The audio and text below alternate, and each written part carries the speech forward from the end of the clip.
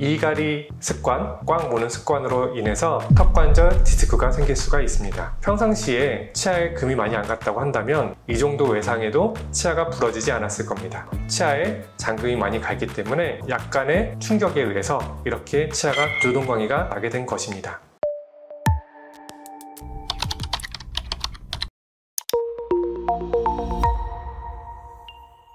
안녕하세요.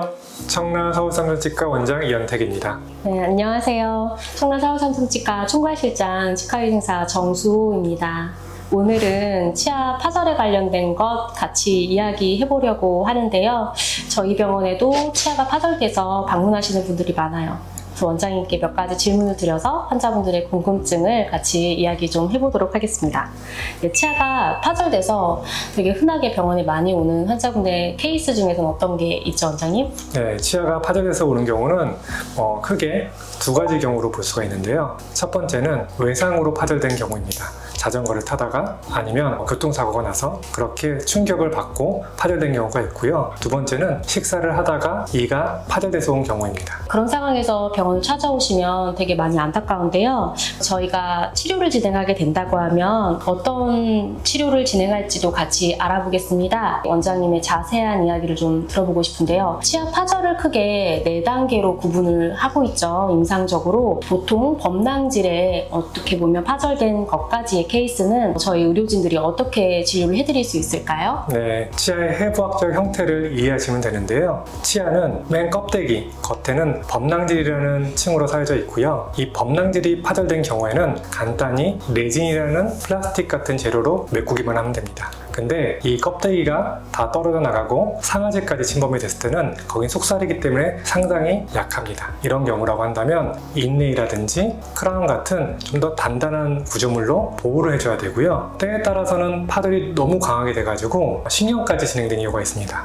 이런 때는 신경이 손상되었기 때문에 신경치료를 한 이후에 크라운 치료를 해줘야 되고요. 안타깝지만 어떤 환자분들이 오셨을 때 뿌리 밑에까지 파절된 경우가 있습니다. 이런 경우는 치아는 더 이상 살릴 수가 없고 발치한 다음에 임플란트 치료가 병행돼야 됩니다. 이처럼 파절은 진행 정도에 따라 치료 방법도 굉장히 다양하고 조기 파절을 치료하는 게 굉장히 좋습니다. 그래서 저희 병원에도 여러 파절 이유로 병원을 방문하시는 분들 중에서 그에 관련한 예방법이나 아니면 또 치료 방법 이런 것들이 있다면 조금 얘기해 주실 수 있을까요? 네, 이번 사례는 평상시에 이를 많이 간다든지 꽉 무시는 분들의 사례를 좀 설명드리도록 하겠습니다. 이 환자분은 저희 치과에 어금니랑 앞니가 많이 불편하셔서 오셨는데요. 사진에서 보시는 것과 같이 많은 치아가 금이 가 있습니다. 이 환자의 앞니와 어금니 쪽이 이렇게 푹푹 들어간 것은 평상시에 이를 간다든지 꽉 무는 습관이 있기 때문입니다. 이런 환자분들은 턱관절 엑스레이를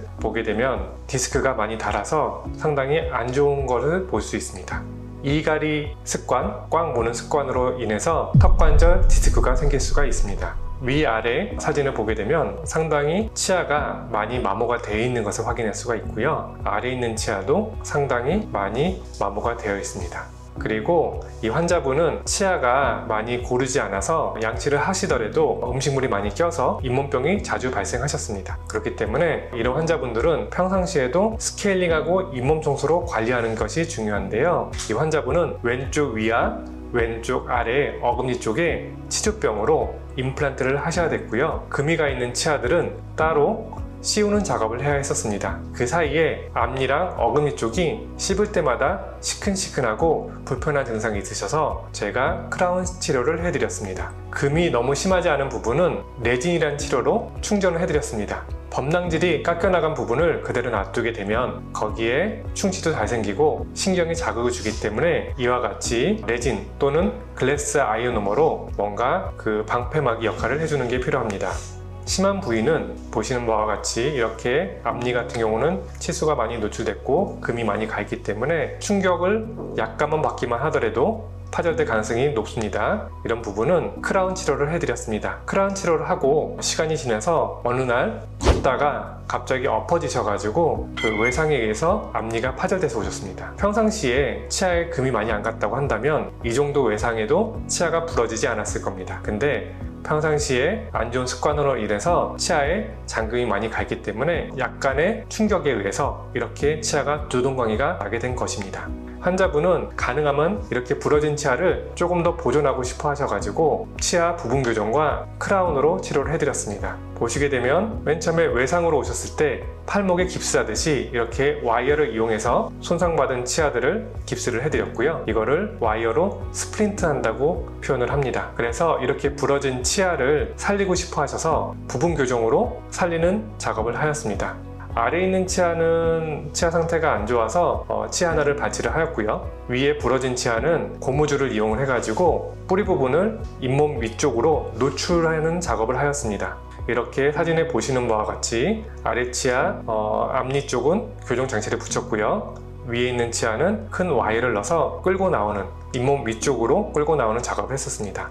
이렇게 작업을 한 다음에 사진과 같이 다시 앞니를 이렇게 수복을 해드렸습니다. 아래 치아는 이렇게 보시는 바와 같이 많이 반듯하게 치아 교정을 해드렸고요.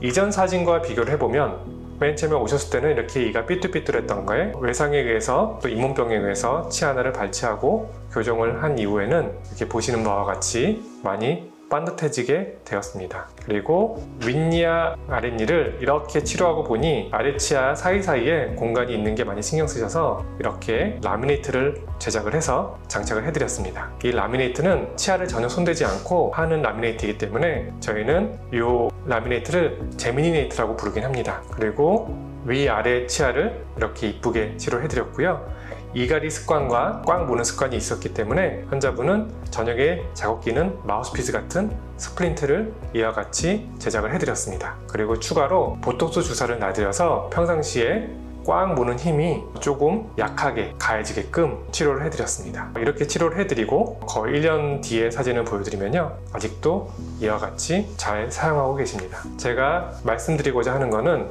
평상시에 이갈이 꽉 무는 습관이 있다고 한다면 딱딱한 음식을 피해 드시고 그 습관을 조절을 못한다고 한다면 치과에 오셔서 보톡스랑 마우스피스로 치아랑 턱 관절이 더 악화되는 것을 방지하고 유지 관리하는 게 중요합니다. 저희가 관리할 수 있는 방법까지 조금 전반적인 이야기를 해주셨어요. 저희 병원에서 이렇게 생활 습관을 관리하는 구강내과 진료를 좀 깊게 하고 있는데 많은 분들이 잘 모르시는 내용들이라서 혹시 이제 턱 관절을 예방하고 생활 습관에서 예방하는 것 말고도 병원에서 관리 차원에서 좀 더 케어를 받을 수 있는 것들이 있을까요? 네, 아까 말씀드렸다시피 씹는 근육이 강하게 되면 아무래도 충격이 좀 많이 가합니다. 보톡스를 씹는 근육에 맞게 되면 근육이 축소가 되면서 아무래도 평상시에 100이라는 힘으로 씹었을 때가 보톡스를 맞게 되면 70으로 줄어듭니다. 이런 식으로 예방을 할 수가 있고요. 스플린트를 끼게 되면 다리가 부러졌을 때 보호하는 깁스 같은 경우죠. 입 안에 넣음으로써 치아 파절, 턱 관절 손상을 방지할 수가 있습니다. 평상시에 환자분들이 치아 파절을 방지하려면 오징어, 땅콩, 껌 등 단단한 거나 질긴 음식을 피하시는 게 좋습니다. 혹시 치아에 금이 간 경우라고 한다면 평상시에 식사를 하실 때 시큰시큰한 느낌이 나실 수가 있으니까요. 이런 느낌이 나실 때는 반드시 치과에 내원하셔서 치아 파절은 없는지 검사를 받아보시는 게 좋습니다. 여태까지 청라 서울삼실치과 원장 이현택이었습니다. 청라 서울삼성치과 총괄실장 정수호였습니다.